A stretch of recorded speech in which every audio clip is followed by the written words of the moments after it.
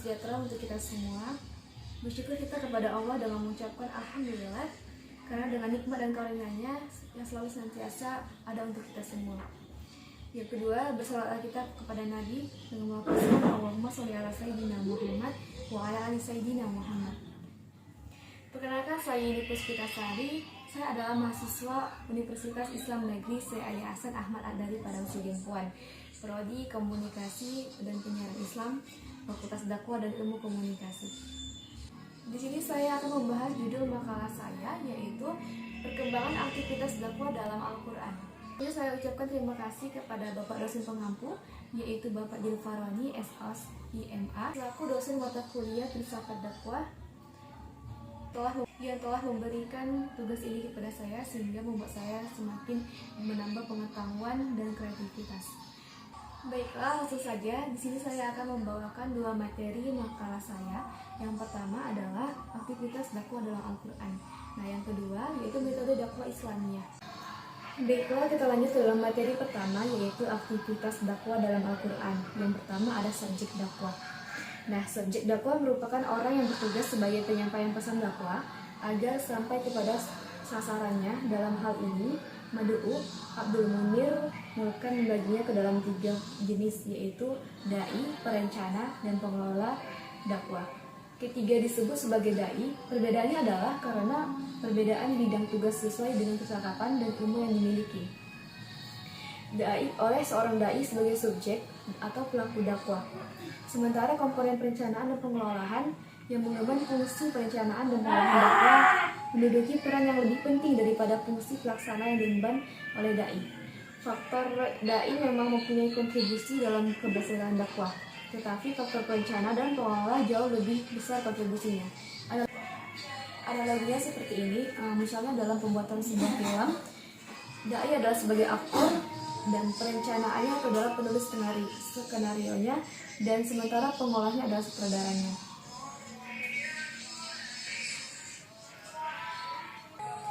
Berdasarkan subjek dakwah, bahwasanya pelaku dakwah itu bukan hanya dai dan para ulama. Kegiatan dakwah sudah dimulai semenjak para rasul tanpa terkecuali, karena ulama adalah pewaris para nabi dan rasul.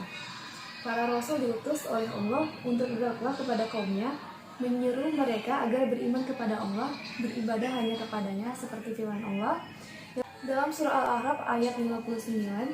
Bismillahirrahmanirrahim.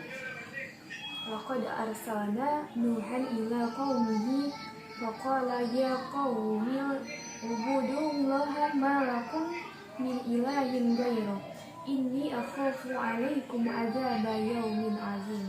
Lanjut yang kedua, yaitu syarat dan sifat juru dakwah.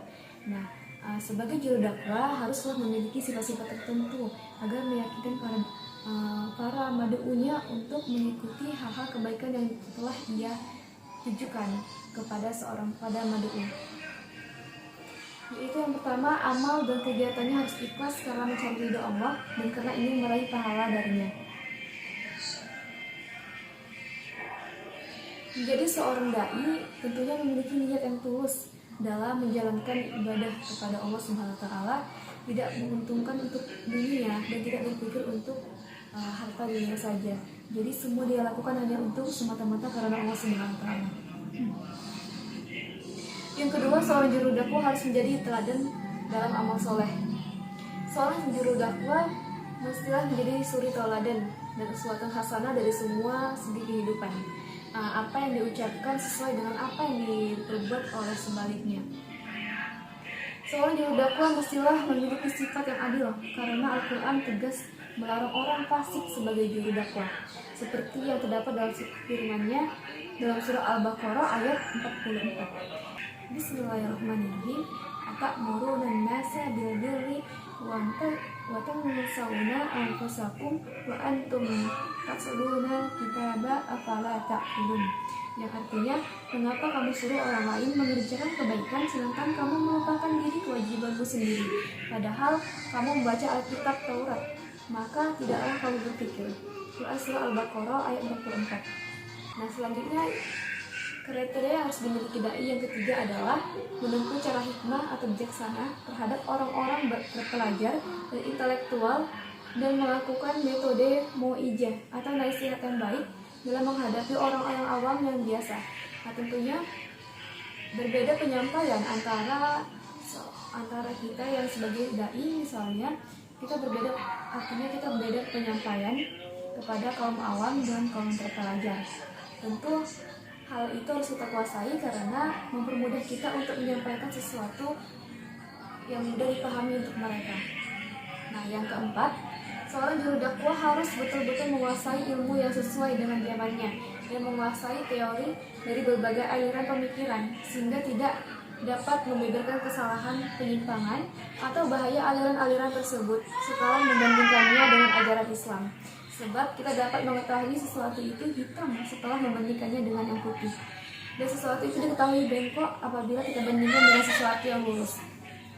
Nah, yang kelima, seorang juru dakwah harus lembut dalam penyampaian nilai-nilai dan pandangannya, lembut dalam mengingkari atau menolak kesesatan, kesalahpahaman, dan berbagai kemaksiatan. Nah, jadi sifat kelembutan itu penting ya untuk kita sebagai juru dakwah. Yang terakhir ada dalam dakwah ia bertujuan memberi manfaat dan menghilangkan kemudaratan, menolak kebinasaan, dan menegakkan agama serta menghancurkan kekuatan lawan. Selanjutnya adalah objek dakwah. Mad'u atau sasaran dakwah secara bahasa adalah isim atau maf'ul yang berasal dari kata da'ahu yada'uhu yang berarti objek atau sasaran dakwah. Jadi mad'u itu adalah sasaran dakwah.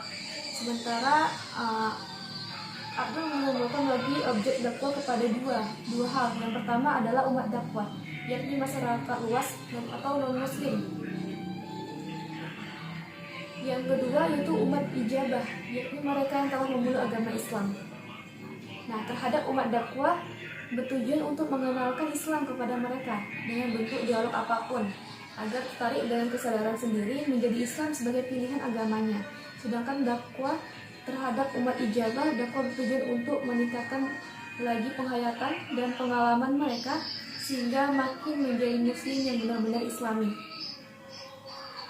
Materi yang kedua yang saya bawakan adalah metode dakwah Islamiyah. Yang pertama yaitu adalah petunjuk dari Al-Quran. Islam menempuh jalan yang paling indah untuk sampai ke dalam jiwa manusia dengan cara petunjuk. Dakwah kepada iman dan hikmah dan ajaran yang baik. Ayat-ayat dan hadis dalam saksi rujukan utama pada juru dakwah dalam menentukan metode dakwahnya adalah Al-Quran.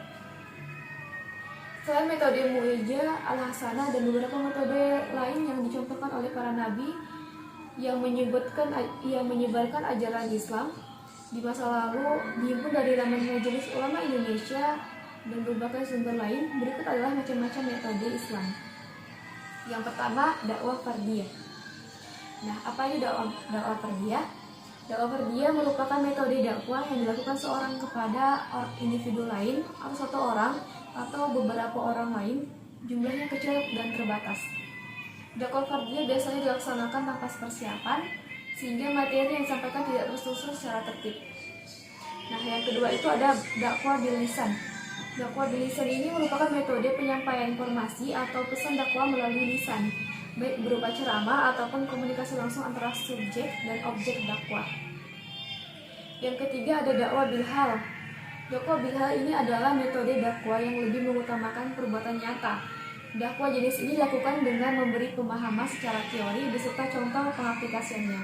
Dalam metode sehari-hari, dalam kehidupan sehari-hari, dengan metode ini orang yang mendengarkan dakwah diharapkan mampu melaksanakan nilai-nilai kebaikan yang dicontohkan kepadanya. Yang ketiga ada dakwah bil hikmah. Dakwah bil hikmah disampaikan dengan pendekatan komunikasi yang khusus yang bersifat persuasif. Dengan begitu, hati penerima dakwah bergerak untuk melaksanakan ajaran-ajaran yang baik atas kemauannya sendiri. Baiklah, setelah memahami metode dakwah Islamiyah dari petunjuk Al-Quran, selanjutnya yaitu dakwah Islam pada waktu sekarang, khususnya itu di Indonesia sendiri. Jadi ada cara-cara tertentu ataupun kisah tertentu yang membawa Islam itu ke Indonesia dan menyebar luas di Indonesia. Yang pertama ada perdagangan. Berdasarkan data sejarah, perdagangan merupakan media dakwah yang paling banyak dilakukan oleh para penyebar Islam di Indonesia. Hal ini dapat kita lihat dari adanya kesibukan lalu lintas perdagangan pada abad ke-7 Masehi hingga ke-16 Masehi. Jalur ini dimungkinkan karena orang-orang Melayu telah lama menjalin kontak dagang dengan orang Arab. Apalagi setelah berdirinya kerajaan Islam seperti kerajaan Islam Malaka, kerajaan Samudra Pasai di Aceh, maka makin ramai para ulama dan pedagang Arab datang ke Nusantara atau Indonesia.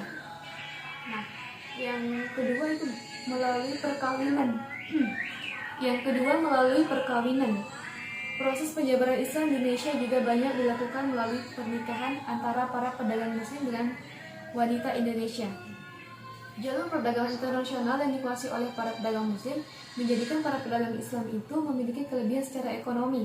Nah, jadi para pedagang Muslim yang tertarik dengan wanita Indonesia yang ingin menikah mensyaratkan agar para wanita tersebut harus memeluk Islam terlebih dahulu, baru mereka mau menikahi wanita Indonesia.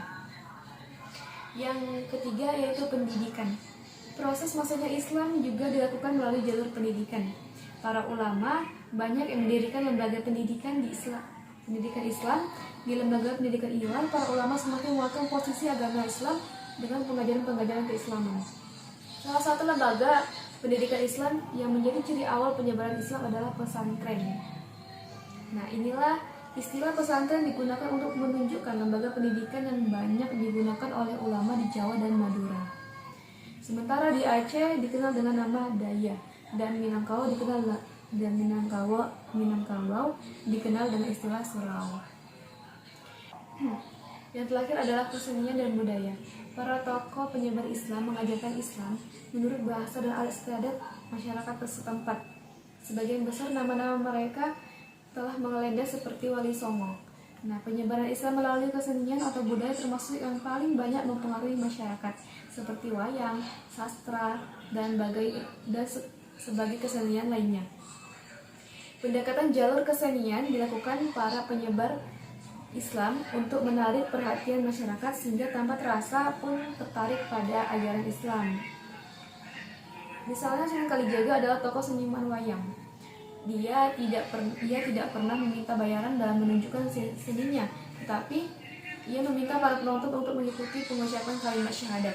Meski sebagian cerita wayang masih dipetik dari cerita Mahabharata dan Ramayana, tetapi dalam cerita itu disisipkan ajaran dan nama-nama pahlawan Islam. Selain wayang, bentuk kesenian lain yang dijadikan media islamisasi adalah sastra, yaitu hikayat, babat, dan sebagainya. Seni